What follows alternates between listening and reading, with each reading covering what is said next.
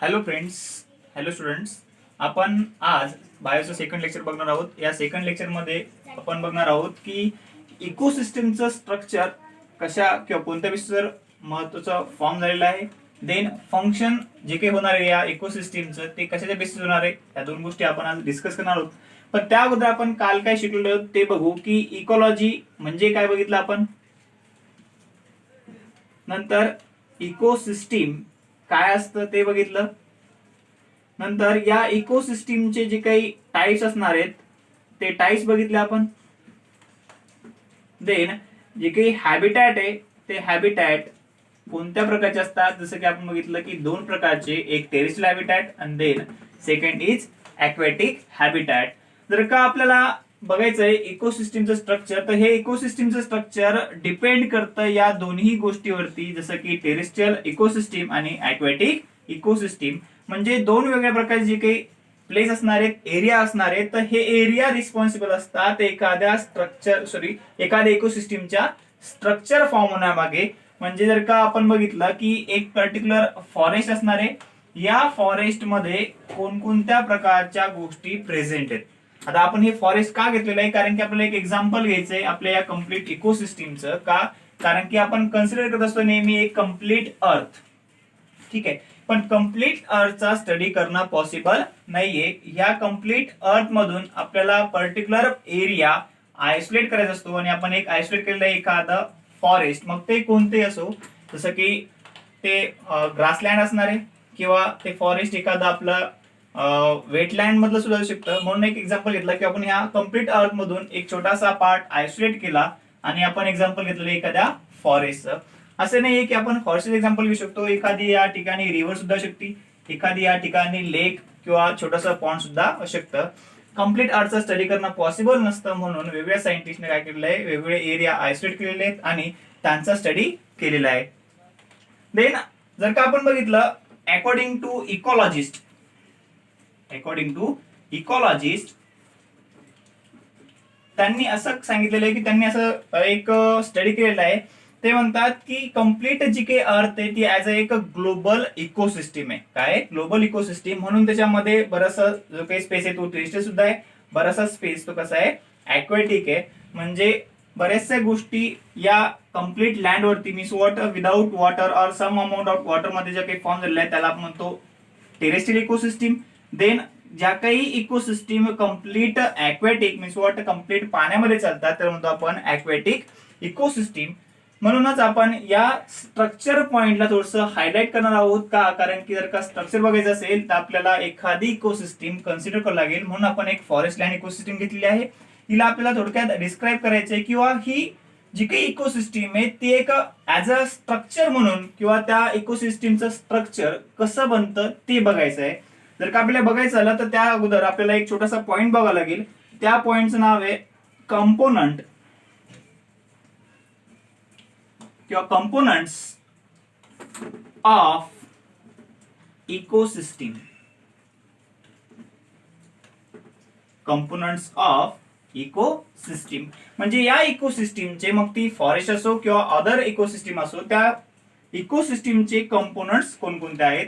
जर का आपण काल बघितलं जर का आपण आज बघणार आहोत की या कंपोनंट फॉर्म होण्यामागे कोणाचा हात आहे किंवा कोण महत्वाच्या गोष्टी किंवा कोणकोणत्या गोष्टी महत्वाचा रोल प्ले करतात, तर त्याच्यामध्ये आपण सांगू first is biotic component. Biotic component बघा, जे काही बायोटिक कंपोनंट असणार आहेत किंवा जे काही सेकंड थिंग असणार आहे अबायोटिक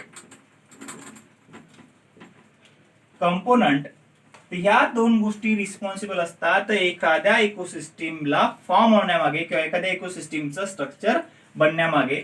मग बायोटिक कंपोनंट कसे रिस्पॉन्सिबल आहेत किंवा अबायोटिक कंपोनंट कसे रिस्पॉन्सिबल आहे एखाद्या इकोसिस्टीमचं स्ट्रक्चर फॉर्म होण्यामागे, किंवा त्यालाच आपण काय म्हणणार कंपोनंट ऑफ इकोसिस्टीम. म्हणजे जर का आपण बघितलं की एखादा फॉरेस्ट आहे, ह्या फॉरेस्ट मध्ये डिफरंट एरियानुसार डिफरंट काय असणार आहेत, biotic means what life form असणार आहे किंवा लिव्हिंग ऑर्गॅनिझम असणार आहे. कोण असणार आहे? Living organism. पण हे सगळे लिव्हिंग ऑर्गॅनिझम्स इंटरॅक्ट करत असतात किंवा इंटरडिपेंडंट असतात वेगवेगळ्या अबायोटिक कंपोनंट सोबत. कोणासोबत? अबायोटिक कंपोनंट सोबत. मग आता हे इंडिपेंडंट किंवा डिपेंडंट किंवा हे इंटरॅक्शन का करतायत या अबायोटिक कंपोनंट सोबत, तर आपण काल बघितलंच की जे काही लिव्हिंग फॉर्म असणारे हे सगळे लिव्हिंग फॉर्म्स यांना लागणारे लाईट, यांना लागणारे टेम्परेचर, यांना लागणारे वॉटर, यांना लागणारे एअर. मग हे जे काही एक्झाम्पल्स आहेत हे सगळे एक्झाम्पल्स इन्क्लूड आहेत आपल्या या अबायोटिक कंपोनंट मध्ये. म्हणजे ह्या सगळ्यांचा जो काही इफेक्ट असणार आहे, या सगळ्या ज्या गोष्टीचा असणार आहे जो काही इफेक्ट महत्त्वाचा ठरणार आहे आपल्या या लिव्हिंग ऑर्गॅनिझमसाठी किंवा आपल्या या बायोटिक कंपोनंटसाठी. मग ज्या ज्या वेळेस अशा दोघांचे इंटरॅक्शन होत असतील म्हणजे किंवा होतील लाईट सोबत, वॉटर सोबत, टेम्परेचर सोबत किंवा एअर सोबत, ते ह्या सगळ्या गोष्टी रिस्पॉन्सिबल आहे एक कम्प्लीट स्ट्रक्चर फॉर्म करण्यासाठी. आणि जे काही कम्प्लीट एक स्ट्रक्चर एका पर्टिक्युलर एरिया पर्यंत राहतं त्याला आपण म्हणतो त्या कम्प्लीट इकोसिस्टीमचं स्ट्रक्चर. देन बघा बायोटिक कंपाऊंड कोणकोणते असतात, अबायोटिक कंपाऊंड कोणकोणते असतात याच्यावरती आपण थोडासा भर देऊ किंवा याच्या थोडंसं आपण किंवा याच्याविषयी थोडक्यात माहिती जाणून घेऊ की हे बायोटिक कंपोनंट आहेत कोणकोणते. बायोटिक कंपोनंट आहेत कोणकोणते की जे रिस्पॉन्सिबल आहे एखाद्या इकोसिस्टीमचं स्ट्रक्चर फॉर्म होण्यामागे. बायोटिक कंपोनंटला आपण दोन वेगवेगळ्या पार्ट मध्ये डिवाइड करू शकतो. जर का फर्स्ट कंपोनंट बघितलं किंवा सॉरी फर्स्ट बायोटिक कंपोनंट बघितला तर तो असणार आहे आपला ऑटोट्रॉफिक कंपोनंट. कोणता? Autotrophic component. की असे कंपोनंट किंवा हे असे organism means what biotic means what living organism की ज्यांच्यामध्ये ऑटोट्रॉपिझम आहे किंवा ते ऑटोट्रॉपिक आहेत. Means what they produce their own food.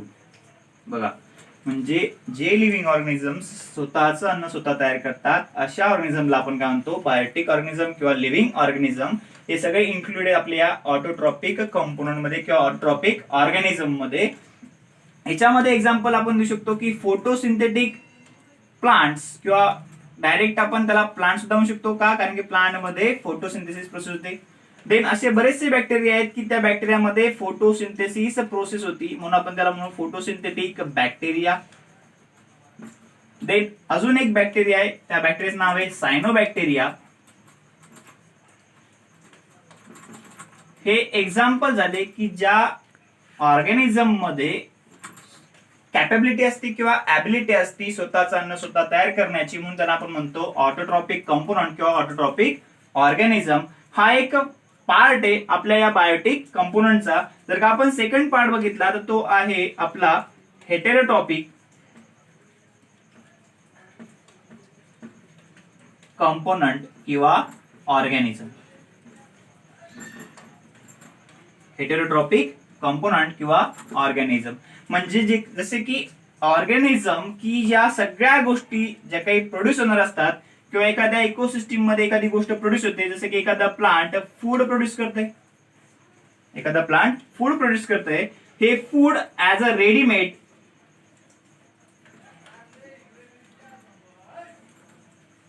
ईट करणं किंवा हे रेडीमेड फूड इंगल्फ करणं खाणं ह्या सगळ्या गोष्टीला आपण म्हणू हेटेरोट्रॉपिक. म्हणजे असे ऑर्गॅनिझम्स की जे किंवा आपण एक थोडक्यात डेफिनेशन बघू. दे आर consume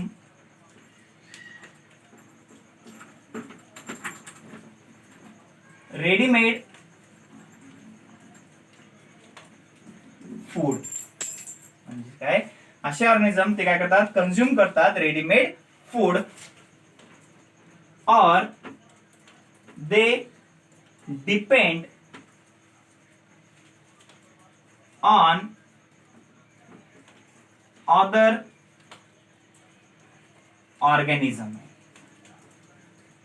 बघा हेटेरोट्रॉपिक कंपोनंट किंवा ऑर्गॅनिझम हा पार्ट आपला बायोटिक कंपोनंटचा की ज्या कंपोनंट मध्ये किंवा जे ऑर्गॅनिझम स्वतःचा अन्न स्वतः कंझ्युम करू शकत नाही त्यांच्यामध्ये कॅपॅबिलिटी नाही अन्न प्रोड्यूस करण्याची ते कंझ्युम करतात रेडीमेड फूड जे की डिफरंट प्लांटनं ऍज अ फूड म्हणून बनवलेलं असतं त्यांच्या बॉडीमध्ये as a fruit, as a leaf material, as a stem material ते कंझ्युम करतात डायरेक्ट रेडीमेड, किंवा आपण याला सांगू शकतो काय की ते डिपेंड असतात दुसऱ्या ऑर्गॅनिझम वरती, दुसऱ्या ऑर्गॅनिझम डायरेक्ट ते कंझ्युम करणार एखाद्या फूड चेनद्वारे. मग ह्या दोन गोष्टी महत्वाच्या आहेत आपल्या या बायोटिक कंपोनंट, ह्या दोन गोष्टी महत्वाच्या आहेत, जसं की ऑटोट्रॉपिक अँड हेट्रोट्रॉपिक, हे दोन ऑर्गॅनिझम रोल प्ले करतात ऍज अ बायोटिक कंपोनंट म्हणून. देन जर का आपण सेकंड पार्ट बघितला तर त्या सेकंड पार्ट मध्ये आपण सांगणार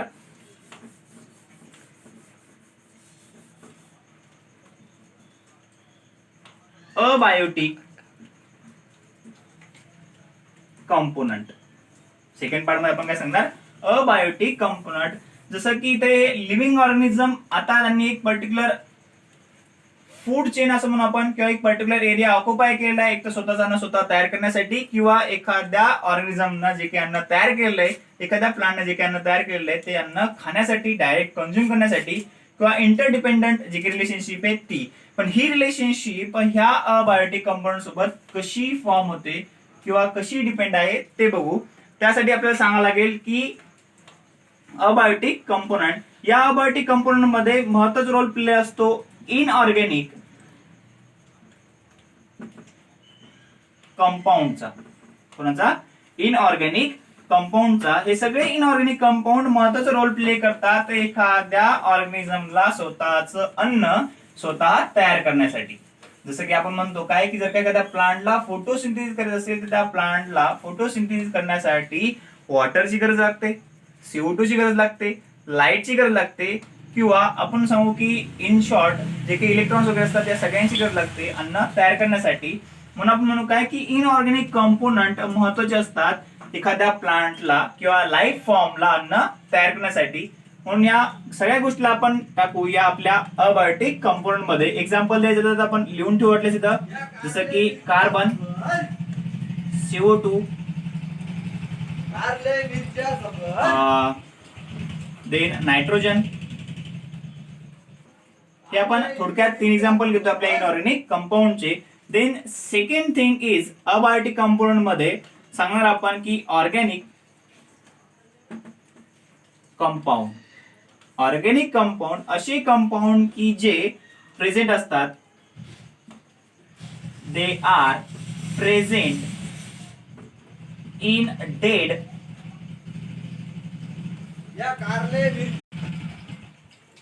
or